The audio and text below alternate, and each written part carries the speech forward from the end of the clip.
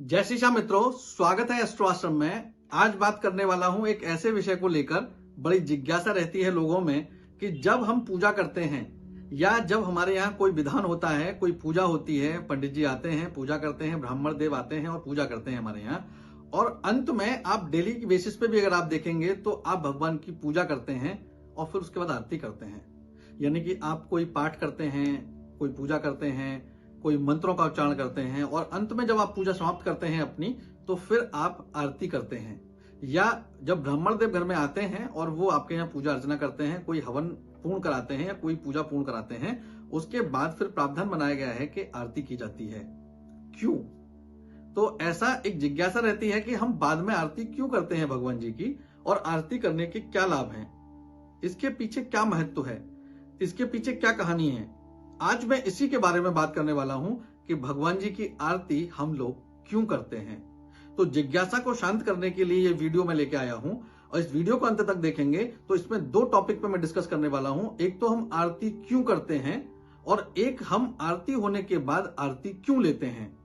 लोगों को कहते हुए सुना गया होगा कि आरती ले लीजिए भैया, आरती ले लीजिए, है ना।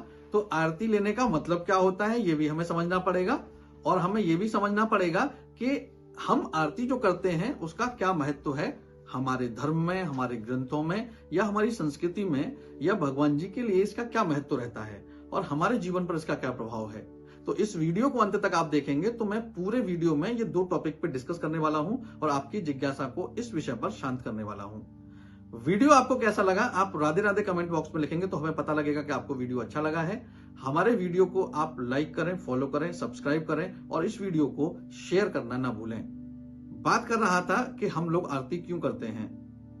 आप देखिए, जब भी हम अपने भगवान जी के यहाँ पूजा करने जाते हैं सुबह मंदिर में, तो हम बड़ी श्रद्धा से उनको तैयार करते हैं। हम उनको स्नान कराते हैं, उनको वस्त्र आभूषण पहनाते हैं, और उसके बाद में हम उनको सुंदर रूप देते हैं। और सुंदर रूप तो पहले से उनका है, लेकिन उनका श्रृंगार किया जाता है जिसकी मैं बात कर रहा हूं।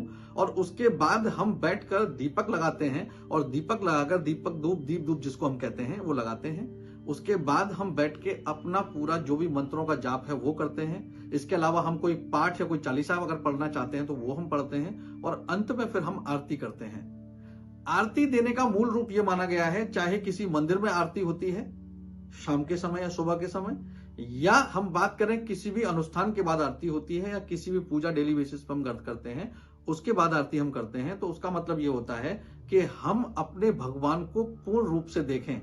यानी कि जब आरती ऐसे घुमाई जाती है तो ओम की आकृति बनाई जाती है। आपने देखा होगा, सही आरती करने का तरीका भी मैंने बताया था पिछले वीडियो में।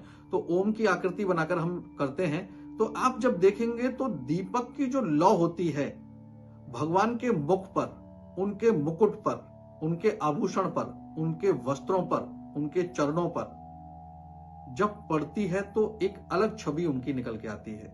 आप एक साधारण तरीके से देखिए, जब भी आप मंदिर में जाएं, जब भी आप अपने मंदिर में घर में देखें, और जिस समय आप आरती करेंगे और आरती में जो आप दीपक यूज कर रहे हैं उसकी लौ में जब आप उनको देखेंगे तो उसका जो प्रकाश से जो चमक निकलती है उसका प्रभाव जो होता है वो बड़ा मनमोहक होता है। और हम ये देखते हैं कि हमारे प्रभु या हमारे भगवान, जिनको भी आप इष्ट मानते हैं, जिनकी आप आरती कर रहे हैं या जिनका श्रृंगार आपने किया है अपने घर में, वो कितने अद्भुत रूप में आपको दिख रहे हैं। और एक एक चीज, उनकी छोटी छोटी चीज बड़ी बारीकी से आपको दिखने लगती है, और उनका अलौकिक रूप आपको देखने को मिलता है। इसलिए हम आरती करते हैं कि भगवान का पूर्ण रूप हम देख पाए, उनकी कृपा हमें मिल पाए, उनको हम जान पाए, उनका जो वास्तविक रूप आया है वो हम देख पाए। तो उस लॉ में हम केवल यही देखते हैं आरती करते समय, और आरती का प्रावधान बनाया गया है कि जब भी हम भगवान को तैयार करते हैं तो हम उनको देखें कि वो कैसे लग रहे हैं और उनकी सुंदरता को निहारें। दूसरा प्रावधान शास्त्रों में यह भी लिखा गया है कि जब भी श्रृंगार किया जाता है, जब भी उनको तैयार किया जाता है, वस्त्र आभूषण पहनाने के बाद, स्नान कराने के बाद, तो जैसे छोटे बच्चे को नजर ना लगे, तो नजर उतारने के लिए आपने देखा होगा कि मैया आपकी एक बत्ती लेती हैं, लौ जलाती हैं और उससे आपकी नजर उतारती हैं। दूसरा, शास्त्रों में यह भी लिखा गया है कि जब हम पूरे मन से भगवान को तैयार करते हैं तो हमारी या किसी और की भी नजर हमारे भगवान को ना लगे। इसलिए भी वो एक प्रावधान बनाया गया है कि आरती के थ्रू हम अपने भगवान की नजर उतारते हैं। तो ये दो चीजें शास्त्रों में दी गई हैं। आरती से संबंधित जो लेख लिखे गए हैं उनमें से ये दो लेख हैं जो मेन हैं, जिनकी वजह से हम लोग आरती करते हैं और आरती का प्रावधान है। अब बात करते हैं अंत में कि आरती क्यों ली जाती है। आरती लेने का मतलब यह है कि जो लौ जल रही है, जो हमने लौ जलाई है, जिससे भगवान की हमने नजर उतारी है, तो आपने देखा होगा हम आरती ऐसे करके अपने सर पे लगाते हैं, यानी कि हम अपने भगवान जिनकी नजर न लगने के लिए वो आरती की गई है उसकी बलैया लेते हैं, जैसे आपने कहा होगा। यानी कि हम भी कहते हैं कि उस दीपक को भी नजर ना लगे और हमारे भगवान की जिसने नजर उतारी है। तो ये एक बड़ा प्रावधान है, ये बड़ी कहानी रोचक है पीछे इसके कि हम आरती क्यों करते हैं भगवान की अंत में, और हम आरती क्यों लेते हैं। तो आपको जब भी अब आप आरती करेंगे तो आपको ध्यान आएगा हम आरती क्यों कर रहे हैं, और जब भी आप आरती लेंगे तो आपको समझ में आएगा अब आप आरती क्यों लेते हैं। वीडियो आपको कैसा लगा कमेंट सेक्शन में जाके हमें अवश्य बताएं। हमें लाइक करें, फॉलो करें, सब्सक्राइब करें, इस वीडियो को शेयर करना ना भूलें। राधे राधे।